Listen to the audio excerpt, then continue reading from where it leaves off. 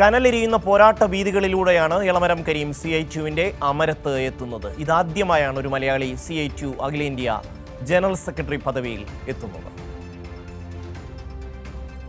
മലപ്പുറം ജില്ലയിലെ എളമരത്ത് സാധാരണ കുടുംബത്തിൽ ജനിച്ച എളമരം കരീം മാവൂർ ഗാളിയർ റയൻസ് തൊഴിലാളിയായാണ് പൊതുപ്രവർത്തന രംഗത്ത് സജീവമായത്.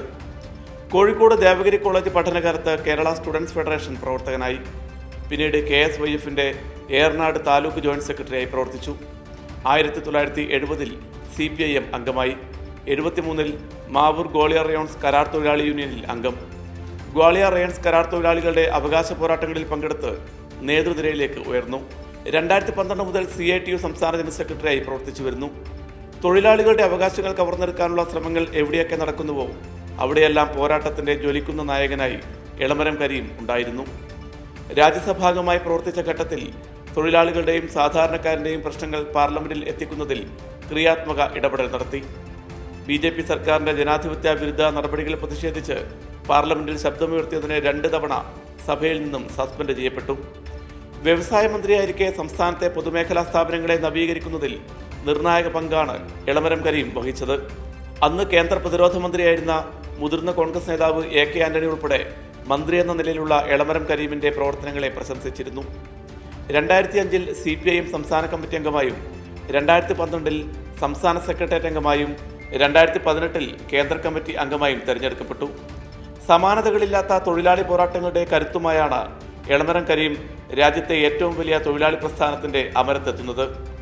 കേന്ദ്ര സർക്കാർ തൊഴിൽ നിയമങ്ങൾ ഉൾപ്പെടെ അട്ടിമറിക്കുന്ന ഈ കാലത്ത് തൊഴിലാളികളും പ്രതീക്ഷയോടെ ഉറ്റുനോക്കുന്നുണ്ട് എളമരം കരീം എന്ന തൊഴിലാളി നേതാവിനെ. PV കുട്ടൻ, കോഴിക്കോട്.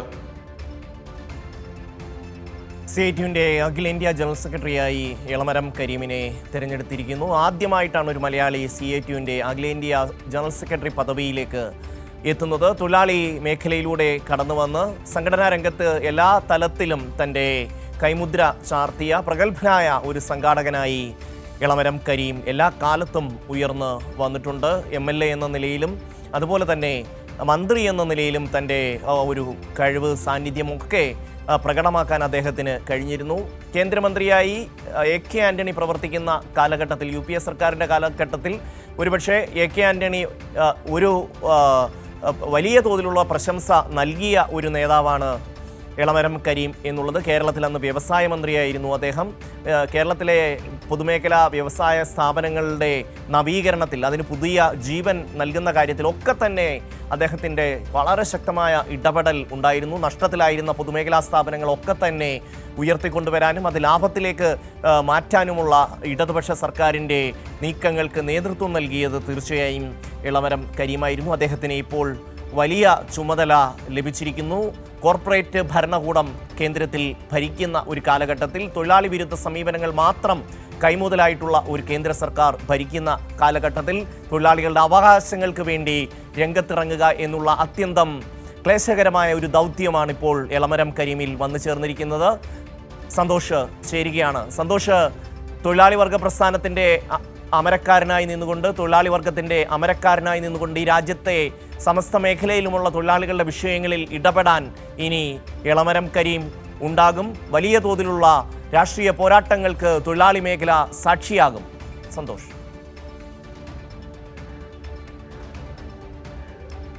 തീർച്ചയായും വിശാഖപട്ടണത്ത് ചേരുന്ന CITUവിൻ്റെ 18ാം അഖിലേന്ത്യാ സമ്മേളനമാണ് കേരളത്തിൽ നിന്നുള്ള എളമരം കരീമിനെ CITUവിൻ്റെ അഖിലേന്ത്യാ ജനറൽ സെക്രട്ടറിയായി തിരഞ്ഞെടുത്തിരിക്കുന്നത്. ഈ സമ്മേളനം ഇപ്പോൾ അതിൻ്റെ ഏറ്റവും അവസാന നടപടിക്രമങ്ങളിലേക്ക് സമ്മേളനം കടന്നിരിക്കുകയാണ്.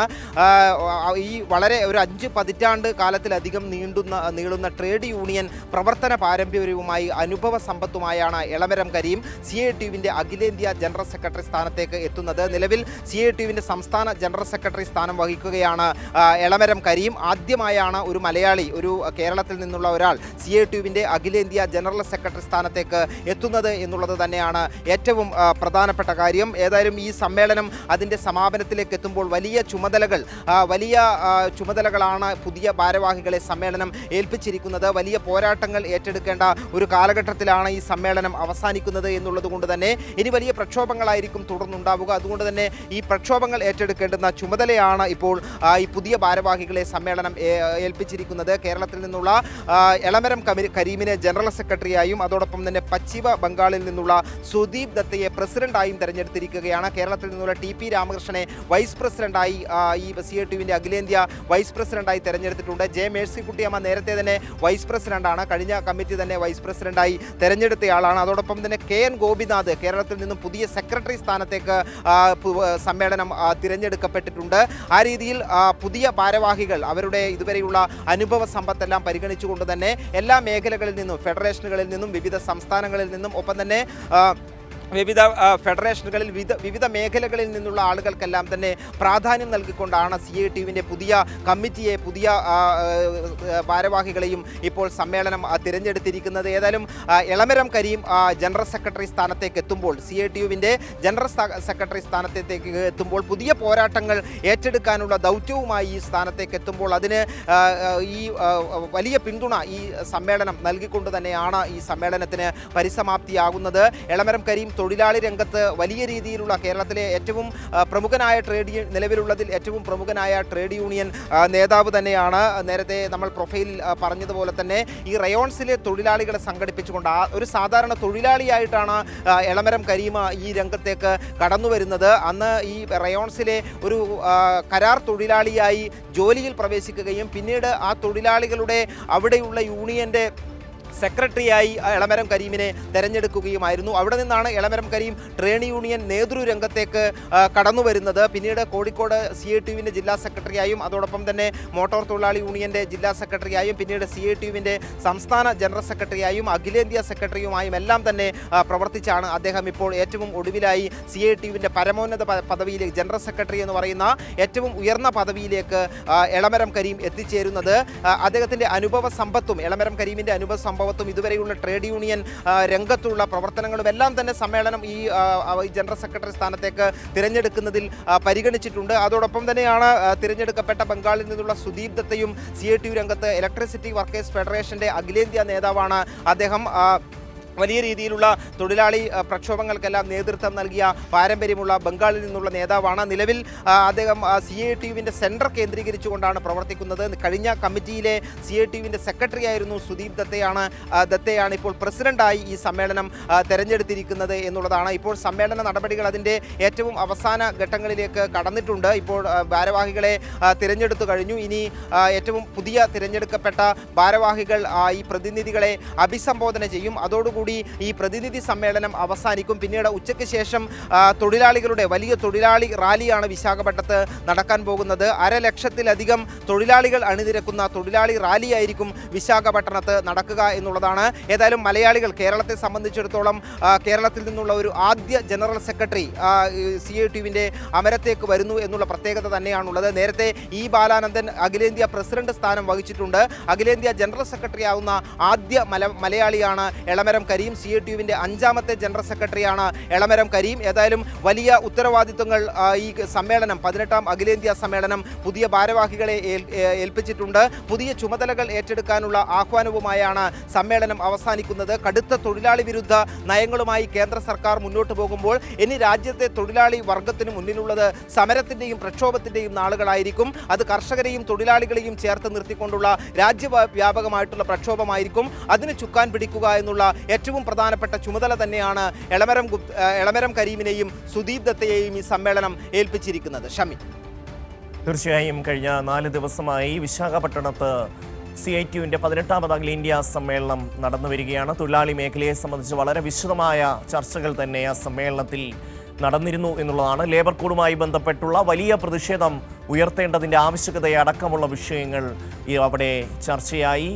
കേന്ദ്രം ഭരിക്കുന്ന കോർപ്പറേറ്റ് സർക്കാർ BJP സർക്കാർ തൊഴിലാളി വർഗത്തിൻ്റെ എല്ലാ അവകാശങ്ങളും നാളിതുവരെ അനുഭവിച്ചു വന്നിരുന്ന അവകാശങ്ങൾ ഒന്നൊന്നായി കീറി എറിയുന്ന ഒരു സാഹചര്യത്തിലാണിപ്പോൾ മലയാളിയായ എളമരം കരീം CATUവിൻ്റെ അഖിലേന്ത്യാ ജനറൽ സെക്രട്ടറിയായി വരുന്നത് എന്നുള്ളത് ഏറെ പ്രാധാന്യമർഹിക്കുന്ന ഒരു കാര്യം തന്നെയാണ്. തൊഴിലാളി വർഗ്ഗങ്ങളുടെ അവകാശങ്ങൾക്ക് വേണ്ടി നിരന്തരമായി ശബ്ദമുയർത്തിയിട്ടുള്ള നേതാവ് തന്നെയാണ് എളമരം കരീം. അദ്ദേഹത്തിൻ്റെ നാളിതുവരെയുള്ള പ്രവർത്തനങ്ങൾ പരിശോധിച്ചാൽ ഒരു തൊഴിലാളിയായി കടന്നുവന്ന് മാവൂർ ഗോളിയർ റയോൺസിൽ ഒരു തൊഴിലാളിയായി കടന്നുവന്ന് പിന്നീട് ഇങ്ങോട്ട് CITUവിൻ്റെ ജനറൽ സെക്രട്ടറി പദവി വരെ എത്തുമ്പോൾ നടന്നു വന്ന വഴികളിൽ ഒരുപാട് തൊഴിലാളി വർഗ പോരാട്ടങ്ങൾക്ക് അദ്ദേഹം നേതൃത്വം നൽകി. കമ്മ്യൂണിസ്റ്റ് പാർട്ടി ഓഫ് ഇന്ത്യ മാർക്സിസ്റ്റിൻ്റെ കേന്ദ്ര കമ്മിറ്റി അംഗമായി അടക്കം പ്രവർത്തിക്കുകയാണ് ശ്രീ എളമരം കരീം. കേരളത്തിൽ നിന്നടക്കമുള്ള പ്രതിനിധികൾ പങ്കെടുത്ത സമ്മേളനത്തിലാണ് ഏകകണ്ഠമായി എളമരം കരീമിനെ CITUവിൻ്റെ ജനറൽ സെക്രട്ടറിയായി തെരഞ്ഞെടുത്തത്.